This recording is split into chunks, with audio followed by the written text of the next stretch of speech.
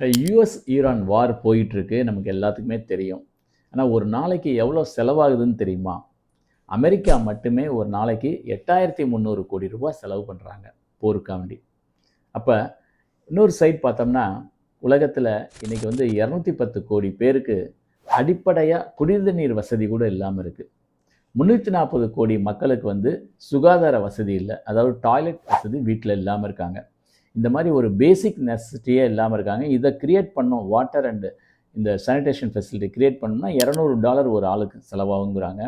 அப்போ இந்த ஒரு நாள் செலவில் இருந்து 45 லட்சம் குடும்பங்களுக்கு நம்ம இந்த அடிப்படை வசதியை ஏற்படுத்தி கொடுக்க முடியும் அப்படிங்கிறாங்க.